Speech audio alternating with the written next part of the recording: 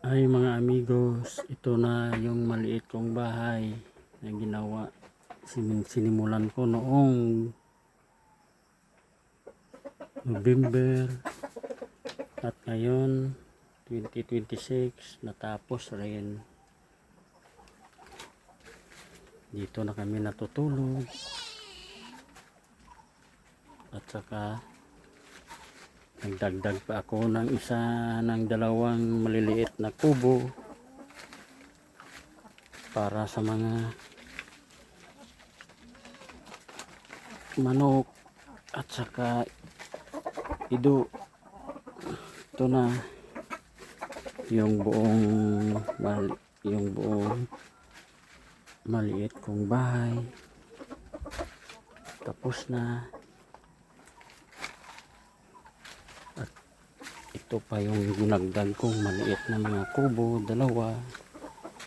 Yung isa tirahan ng ido,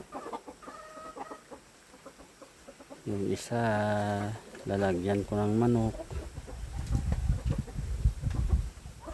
Ito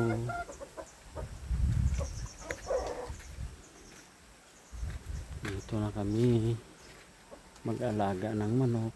Pag may pira, bibili pa kami ng baboy para alagaan. Ito yung paligid namin, mayroon ng kudal. Ito may maliit na gate para secured kami pag gabi. Ito na yung mga halaman namin, patula. Ito yung sa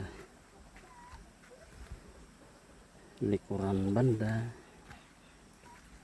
may kudal na rin. Ito lahat ito gawa sa kawayan. Ito may mga tanim na kaming balatong. Ayan, sa likuran to ng bahay. Ito na, tapos na to. Nung nakaraang taon pa, nagdagdag na lang ako ng dalawang maliit na kubo. Ito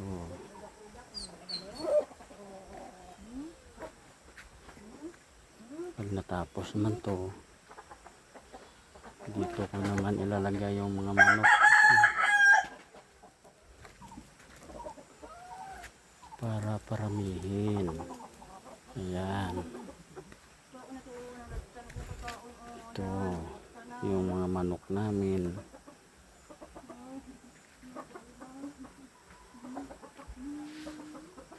Ito lalagyan na namin ng sako para hindi papasok yung ulan. Ito sa ilalim, lahat yan gawa sa kawayan. Yung bubong kawayan, dingding kawayan, kasi mahirap yung buhay namin. Yan, ilog yan dyan. Dito sapa.